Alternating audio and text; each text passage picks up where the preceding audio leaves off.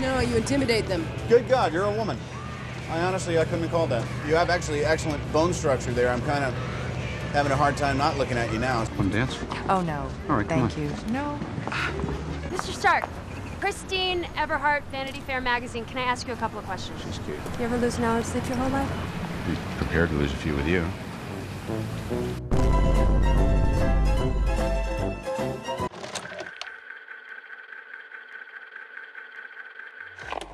Cuando la primera película de la Capitana Marvel salió, hubo un montón de discusión negativa sobre la heroína principal, sobre el hecho de que ella era una heroína un poco simpática e insoportable debido a su personalidad de imbécil. Pero como contraargumento, algunas personas acertadamente señalaron, esperen un momento, si tener cualidades de imbécil hacen a la Capitana Marvel poco simpática, entonces, ¿cómo el mismo problema no afectó al primer héroe del MCU? El héroe que tenía la misma personalidad de imbécil, pero que sin embargo todavía es considerado como uno de los más grandes, más simpáticos y agradables. ¿Por qué Tony Stark no recibió las mismas críticas que la Capitana Marvel? Luego de muchos años y películas, por supuesto, Tony Stark ha pasado por una inmensa transformación y se ha vuelto conocido como alguien con cualidades muy positivas. Pero si tomas tu máquina del tiempo y viajas hacia el 2008, a la primera película de Iron Man, puedes notar que esto no siempre fue el caso. De hecho, el Tony Stark de 2008 es muy opuesto al tan amado Tony Stark de 2019. Olvidemos el nombre de Tony Stark por un momento y enfoquémonos solo en las cualidades personales que lo definen aquí. Él suena menos como un héroe y más como un villano. Honestamente, si quieres discutir todas las características negativas de la personalidad de Tony Stark en su primera película, podrías tardarte un montón haciéndolo. Pero en aras del tiempo, vamos a dividirlas en tres categorías principales. En primer lugar, él es un comerciante de armas de sangre fría que se beneficia de la miseria y el sufrimiento de otros. En segundo lugar, él es un narcisista sin corazón a quien parece no importarle a nadie sino a sí mismo. Y en tercer lugar, él es un rebelde arrogante que dice y hace lo que quiere, sin considerar cómo eso puede afectar a las personas a su alrededor. Pero la cosa extraña es que a pesar de todo eso, Tony Stark en esta película es uno de los héroes más agradables y fáciles de apoyar no solo en el MCU, sino en las películas en general. Él es un personaje que sufre de los mismos problemas de personalidad que la Capitana Marvel, de una forma peor, y sin embargo no cae en el mismo escollo. Por lo tanto, hoy vamos a investigar por qué ocurre esto. Volvamos en el tiempo a la primera película de Iron Man, la que empezó todo, y descubramos qué trucos narrativos utiliza para cada una de estas tres cualidades negativas para hacer a Tony Stark una persona por la que la audiencia se interesa y apoye. Si tú tienes un personaje principal con la personalidad de un villano, así es como puedes convertirlo en uno de los héroes más grandes de todos los tiempos.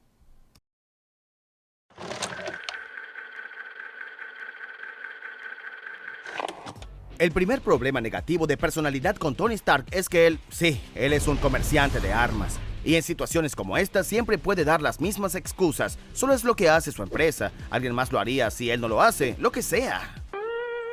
Pero ninguna de estas excusas importa porque ninguna de ellas cambia el hecho de que Tony Stark se gana la vida al vender armas altamente avanzadas de muerte y destrucción. Y no solo las vende al lado bueno, también las vende en todo el mundo. في تاريخ أمريكا. He says, "Welcome, Tony Stark, the most famous mass murderer in the history of America." Who are these people? They are your loyal customers, sir. Whoever holds the latest Stark weapons rules these lands. Y por lo tanto, para transformar exitosamente a este personaje despreciable, mercader de la muerte, hambriento de dinero, en alguien por quien la audiencia se interesa, los cineastas utilizaron un par de trucos diferentes, el primero de los cuales es el castigo. Básicamente la película comienza con una sección de historia de 40 minutos que me gustaría llamar "Vamos a darle una paliza a Tony Stark". Incluso cuando hay flashback de personajes y también son incluidos momentos de creación de Iron Man, mayormente esta sección completa de 40 minutos está dedicada a una cosa: castigar a Tony por los males que ha hecho. Solamente mira lo que sucede en la primera escena.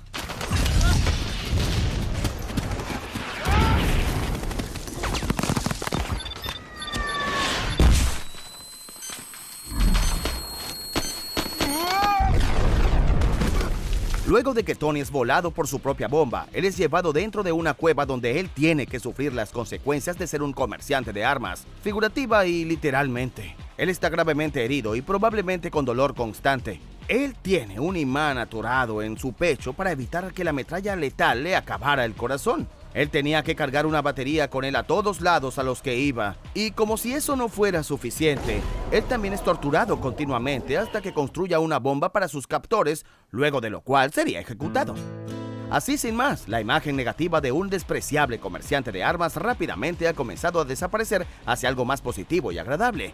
El castigo que Tony Stark es forzado a soportar por ser quien es muy poderoso e irónico. Es como un ritual espiritual para él, para responder por los males que él ha hecho, lo cual lo hace ganarse el perdón y el respeto de la audiencia. Y debido a eso, es prácticamente imposible no ponerse de su lado. Una vez que el periodo de castigo ha terminado, la película construye sobre él otra capa positiva. El hecho de que la profesión de Tony de vender armas es realmente su falla de carácter a la cual él debe sobreponerse. I came to realize that I have more to offer this world than just making things that blow up. And that is why, effective immediately, I am shutting down the weapons manufacturer division of Stark International.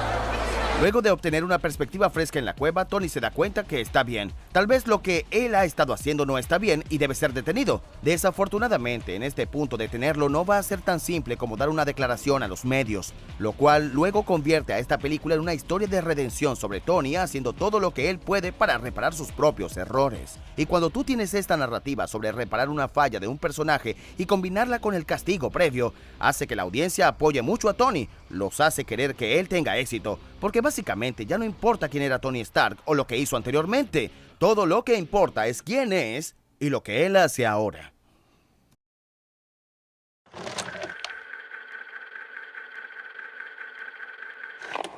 Incluso cuando Tony logra superar su estatus de comerciante de armas de fuego del principio, hay otra parte negativa de su personalidad que nunca lo logra. Él todavía es un narcisista descorazonado, egocéntrico quien continuamente maltrata a sus amigos más cercanos y ve a las mujeres como objetos desechables. En general, él parece ser estereotípico, billonario, mujeriego a quien solo le importa a él mismo. En la secuencia de flashback al principio, por ejemplo, el egoísmo despreocupado de Tony es evidente prácticamente en cada escena e interacción. Él recibe un premio honorario, el cual su amigo cercano está allí para entregárselo, y él ni siquiera se molesta en aparecer porque está muy ocupado apostando en el cuarto de al lado. Él es confrontado por una periodista sobre el hecho de que sus armas están siendo usadas para asesinatos en masa de personas, y su única preocupación es si él puede dormir o no con ella, y así sucesivamente. 3 hours. I got caught doing a piece for Vanity Fair. For 3 hours. For 3 hours, you got me standing. Waiting on you now. Let's go. Hey, Tony. I'm sorry, this is the fun V. The humdrum V is back there. What are you trying to get rid of me for? What, do you got plans? As a matter of fact, I do. I don't like it when you have plans. I'm allowed to have plans on my birthday. It's your birthday. Yes. I knew that. Already? Yeah, isn't that strange? It's the same day as last year. A diferencia del aspecto del comerciante de armas, el egoísmo odioso de Tony nunca es redimido. No es establecido como un defecto de carácter, no es algo que él supera o de lo que madure. Probablemente porque sería una repetición del aspecto del comerciante de armas y también le quitaría la esencia de quién es el personaje. Por lo tanto, en su mayoría, Tony a través de esta película e incluso en las siguientes películas permanece igual. Un narcisista, descorazonado mujeriego quien repetidamente trata a otros como basura. Hey, Tony. Remember me? Sure don't. Strategic Homeland Intervention Right, Enforcement and Logistics Division. You, want to dance? Oh, no. All right, come Thank on. you. No. Oh, hey. Fancy seeing you here. Carrie. Christine. That's right. Y por lo tanto, si Tony actúa como un odioso narcisista descorazonado que no puede cambiar para mejor, ¿cómo es posible que esta película hace que la audiencia le agrade y lo apoye? Bueno, al hacer que la historia no sea sobre Tony encontrando un corazón, sino que en su lugar sea sobre la audiencia dándose cuenta que él ya tiene un corazón que esconde de todo el mundo. Por ejemplo, veamos la relación que tiene Tony con Jensen en la cueva. Él defiende a Jensen incluso si significa colocar su propia vida en la línea. Él no quiere que Jensen vaya a pelear solo. Él comparte un momento emocional con Jensen cuando éste está muriendo. El general está claro como un cristal para todas las audiencias que a Tony genuinamente le importa Jensen. Y por lo tanto, cuando entonces regresamos a la civilización y vemos a Tony regresar a su antiguo ser egoísta, puede ser confuso porque pensamos que cambió para mejor, pero entonces comenzamos a entrar más en su mente y comenzamos a entender la verdad. La forma en que Tony se presenta a sí mismo enfrente de las personas y las cámaras es solo un acto. Él puede hacerlo porque está tratando de mantener la imagen de alto perfil de su padre o simplemente porque es la forma en que fue criado. Nunca tenemos una respuesta definitiva, pero eso no importa. Todo lo que importa es que nosotros conocemos quién es Tony realmente. Cuando Tony es nuevamente confrontado por la reportera sobre que sus armas están siendo utilizadas para matar civiles, él todavía no asume la responsabilidad, pero sabemos que en realidad sí asume la responsabilidad. Cuando Tony fuerza a Pepper a bailar con él, incluso aunque ella está nerviosa por ello, las personas allí presentes pueden pensar que él está teniendo una diversión casual con ella, pero nosotros sabemos que en realidad lo hace porque él siente algo por ella, y sabemos que en realidad a Tony le importan más las demás personas que él mismo. You've been re-engaged. Execute evasive maneuver. Keep going!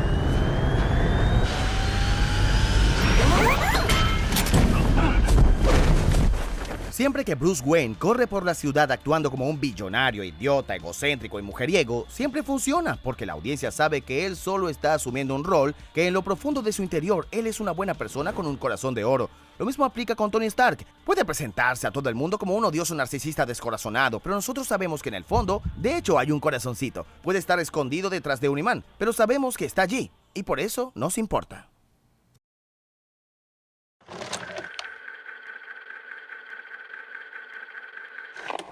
El tercer problema de carácter con Tony Stark es algo que el compositor de esta película muestra excelente en el tema musical de rock and roll ruidoso de Tony Stark. El hecho de que Tony es un rebelde arrogante que hace y dice lo que quiere, sin pensar en lo absoluto en las consecuencias. Él es un tipo que no tiene filtro o respeto por temas sensibles. Él es un tipo que te pasa en la autopista manejando al doble de la velocidad límite. Él es un tipo que de repente te coloca a cargo de una situación de vida o muerte sin ninguna advertencia. Él es un tipo que no tiene ningún problema en burlarse de ti y avergonzarte frente a los demás. That spring break 1987, that lovely lady you woke up with, what was his name? Don't do that. Was it Ivan? Don't do that. They'll believe that. Don't do that. Public. Yeah, okay. Yeah. I am Iron Man. I don't have to do anything. La respuesta obvia del por qué la arrogancia sin fin de Tony no lo hace antipático es que él puede respaldar toda esa arrogancia. Cuando entra en una habitación y actúa como que es la persona más inteligente allí, él usualmente de hecho es la persona más inteligente allí. Es como el villano dice lo que el equipo talentoso de científicos es incapaz de construir en un laboratorio, Tony Stark lo construyó en una cueva. Pero en una inspección más cercana, eso solamente no puede ser la respuesta. Incluso si puedes respaldar tu arrogancia, en algún punto esta se volverá molesta, y la razón por la cual la arrogancia de Tony es debido a que él tiene algo que la mayoría de las personas no tienen. Él siempre es genuinamente divertido. Veamos el momento donde Tony se dirige despectivamente con una reportera. Es de imbécil hacerlo, sí, pero él lo hace de una forma tan cómica y exagerada que incluso la reportera acaba encantada. Veamos el momento en donde Tony habla con un soldado de una forma objetificante. No es lo más agradable, pero nuevamente lo hace de una forma tan irónica que incluso ella lo encuentra divertido. Ese es el poder de la comedia en un resumen, ser genuinamente divertido. Esa es la diferencia entre recibir una sonrisa o una demanda por acoso sexual. Esa es la diferencia entre ser un personaje simpático o un personaje antipático. De hecho, ser gracioso es tan eficaz que incluso si Tony no tuviera las dos cualidades redentoras previas, seguiría siendo muy simpático y apoyado. Pero por supuesto, en lugar de que yo simplemente lo diga, véanlo por ustedes mismos. Found this in my sister's station wagon. It's an Iron Man doll. It's my nephew Timmy's. Timmy looks up to you. He wants to be you. Don't disappoint him.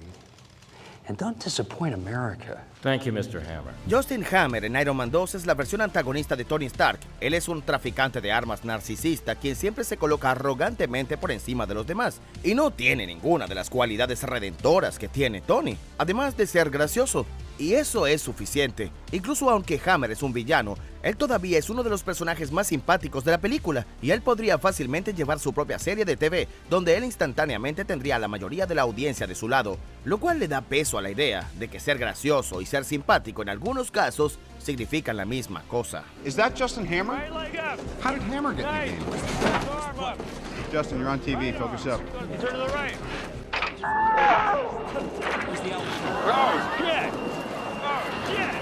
Wow. Yeah, I'd say most countries 5-10 years away. Hammer Industries 20. I'd like to point out that test pilot survived. Por supuesto, si tú tienes un héroe con rasgos de personalidad cuestionables como Tony Stark en la primera película de Iron Man, al que quieres que la audiencia le agrade y apoye, asegúrate de hacer lo que hemos discutido aquí el día de hoy. Haz de su maldad un defecto de carácter que deba superar y también por lo menos dale una porción de corazón de oro que él está escondiendo de los demás. Pero si no eres capaz de hacer ninguna de esas dos cosas, por favor, hazte un favor y por lo menos haz que tu héroe sea gracioso.